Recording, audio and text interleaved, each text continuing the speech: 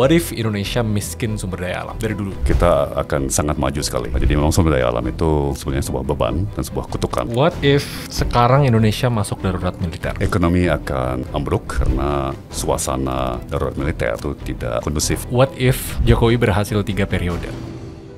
Oke, kita mau masuk sesi what if. Jadi kita mengandai-ngandai kejadian yang tidak terjadi, tapi anggap kalau itu terjadi, what would you do and what's your opinion about it ya? Baik.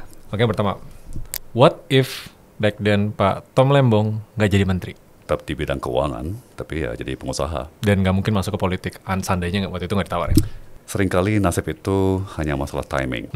Ya, mungkin andai kata 10 tahun lalu tidak dapat tawaran itu, kalau udah nasib, ya pasti hanya sekitar tertunda. Mungkin masih Hanya jalanin batal. Principia atau mungkin masih jalan investment. Ya, feeling saya ujungnya suatu hari tetap akan masuk ke politik ya. Oh iya? Oke. Kalau saya merangkai peristiwa hidup saya, kok kayaknya mengarahnya ke sana ya ujungnya. Oke.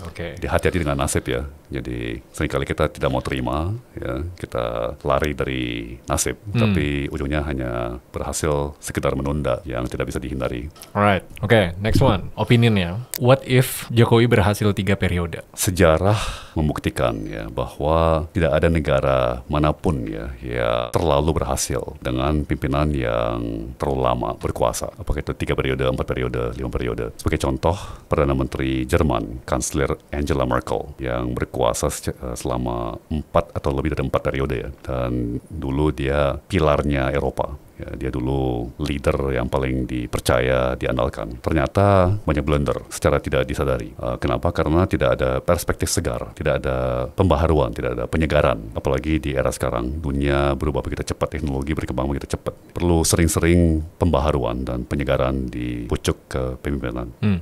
Oke, next one. What if sekarang Indonesia masuk darurat militer? Ekonomi akan ambruk, investasi terutama internasional akan berhenti atau berkurang banyak, perdagangan akan menciut, dan apalagi sektor-sektor seperti ekonomi kreatif ya akan menciut juga ya, akan mengalami kontraksi ya, karena suasana darurat militer atau sebuah rejim militer itu tidak kondusif ya bagi inovasi, bagi kreativitas, bagi entrepreneurship, bagi kewirausahaan, dan akan semakin besar guncangan dan ketidakstabilan. Ya, jadi bukannya jadi stabil, ya, saya sangat yakin akan menjadi semakin tidak stabil. So nothing good, all bad. Lumayan yakin sih, sedikit sekali manfaat atau kebaikan yang akan timbul ya. Melalui jalur darurat militer, dan militer mengambil kendali ya atas perekonomian, atas diplomasi, atas kemasyarakatan. Alright, oke, next one. What if politik kita sebersih itu, zero corruption cases, best case-nya kita bisa semaju apa sih? Tentunya dengan kurun waktu yang mencukupi ya, karena tidak ada yang instan, tidak ada yang langsung ya. Tapi kalau misalnya tiba-tiba tahun depan atau tahun berikutnya korupsi lenyap, Ya, tiba-tiba. ya, saya tidak akan bilang kita bakal kayak Jerman atau kayak negara-negara Skandinavia ya, tapi kita menjadi negara yang jauh lebih bahagia ya, dan ekonomi tentunya bisa sangat sukses ya. Sulit menjawab ya karena itu sebuah skenario yang Impossible ya. Tapi balik lagi, gini, negara-negara yang korupsinya rendah itu juga beragam macam. Jadi katakan Swiss ya, atau Singapura dibandingkan dengan negara-negara Skandinavia, Norwegia, Finlandia, Denmark, Swedia, itu beda banget loh. Karena Swiss itu masih banyak ketimpangan, jadi banyak sekali orang-orang kaya. Skandinavia itu nggak begitu banyak orang kaya, tapi udah pasti jauh lebih bahagia. Dan Sekarang udah negara maju nggak? Seandainya dari dulu politik bersih dan corruption zero. belum tentu. Belum tentu juga ya? Well, gini, maju mungkin iya, kaya belum tentu. Ya. Jadi itu pilihan. Bahkan tanpa korupsi, ya kalau kita ultra kapitalis, itu mungkin kita kaya raya, apakah itu yang kita maksud dengan negara maju, tapi mungkin kita juga sakit jiwa. Ya.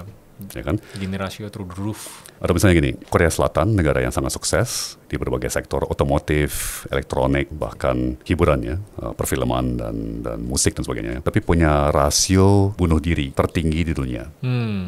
Jadi tidak ada yang tanpa harga ya.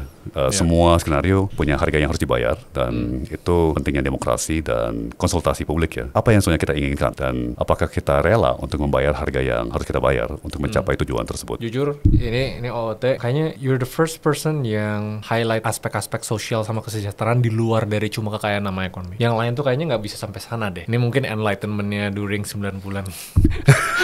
Nggak tahu, udah tusun nggak kita jokes itu? Udah keluar lah, udah keluar. Okay. Three more. Siap. Ya. What if Indonesia miskin sumber daya alam dari dulu? Kita akan sangat maju sekali. Kita justru akan sangat maju, karena sekali lagi kalau kita lihat data, fakta, realita, sejarah, hampir semua negara yang maju itu miskin sumber daya alam. Dan hampir semua negara yang kaya dengan sumber daya alam itu biasanya tidak sukses, ya, tidak sejahtera rakyatnya, tidak terlalu bagus budaya dan kulturnya. Ya. Ada pengecualian. Ada negara seperti Amerika Serikat atau Kanada atau Australia yang kaya dengan sumber daya alam, tapi sangat sehat ya, secara sosial, secara budaya. Tapi lebih banyak contoh negara yang kaya dengan sumber daya alam, biasanya korupsinya tinggi, dan ekstraktif, dan mentalnya juga rusak ya. Jauh lebih banyak contoh-contoh negara-negara yang miskin sumber daya alam, seperti Jepang, Korea Selatan, Singapura, Jerman, negara-negara Skandinavia, kecuali Norwegia. Ya. Atau misalnya kita bandingkan Dubai emang punya migas, tapi nggak ada apa-apanya dibandingkan migasnya Saudi Arabia atau Kuwait, tapi yang maju Dubai. Ya kan? Jadi memang sumber daya alam itu sebenarnya sebuah beban dan sebuah kutukan ya, yang cenderung membuat sebuah negara itu ke arah oligarkis dan tidak begitu. Ya, persis. Antara lain Dutch disease ya, yang kita kenal sebagai Dutch disease. Oke, nice. Karena alokasinya jadi fokus ke SDM dibanding SDA gitu kan. Persis. Nggak ada pilihan kan? Nggak ada pilihan kecuali fokus ke SDM. Yes. Two more ya. What if Anies menang? Tentunya akan sangat berbeda ya, akan sangat berubah, lebih ke arah teknokratis, lebih ke arah konsultatif, karena bahkan sebagai Gubernur DKI Jakarta, tema utama Pak Anies adalah kolaborasi. Ya, Jakarta kota kolaborasi. Jadi kolaboratif dengan dunia usaha, kolaboratif dengan masyarakat sipil, kolaboratif dengan akademia. For you. Oh, buat saya. For you. Ya, saya pasti akan fokus ke bidang ekonomi, ya, ekonomi dan keuangan, dan akan menjalankan pergeseran dari struktur perekonomian yang mengandalkan program padat modal ke struktur perekonomian yang mengandalkan padat karya ya. Karena tujuan kita adalah untuk membuka lapangan kerja, dan uangnya itu terbatas. Uang itu bukan tanpa batas kan. Jadi ya kita harus mengalihkan sumber daya uang ya, dari orientasi proyek-proyek, mega proyek padat modal ke sektor-sektor yang padat karya ya. Ya mungkin modalnya kecil-kecil tapi puluhan ribu, ratusan ribu ya. Industri kecil atau sektor jasa. Oke, last question. What if Tom Lembong yang presiden? What if you are the president? Mungkin 3 hal you would do. Oh, berarti kita lagi mimpi. Pertama, hanya 3 potensi. Lagi mimpi. Kedua, kita lagi dalam sebuah simulasi komputer. Kita lagi dalam sebuah video game. Ketiga, kita lagi dalam sebuah film. It's okay, think tank aja gitu loh, kayak what if. Sengaja ini last question. Ya, terlepas dari skenario impossible ya, yang paling penting hemat saya adalah konsultasi publik, ya, mendengar sepenuhnya dan dekat dengan telinga itu dekat ke mulut rakyat gitu ya, ke grassroots, tidak out of touch, tidak ada jarak gitu ya dengan kedekatan dengan masyarakat melalui konsultasi publik ya. Kedua, transparansi, ya, semuanya harus transparan mungkin, ya semua data, semua fakta harus dibuka selebar-lebarnya ya, dan merit system. Jadi, dan bahwa seseorang itu tidak jadi juara bukan sebuah skandal ya. Tidak semua harus jadi juara kan. Yang tadi kita bilang ya Pak Raymond, budaya itu penting banget, budaya, kultur, dan mental kita ya. Jadi kita harus mendorong tokoh-tokoh yang membawa budaya yang sehat, yang bijaksana ya, dan mental yang imbang, mental yang juga sehat dengan prinsip-prinsip kayak gitu ya, kayak etika, moralitas. Yakin ekonomi akan sukses dengan sendirinya. Jadi kita suka lupa yang mana fondasi, yang mana bangunan.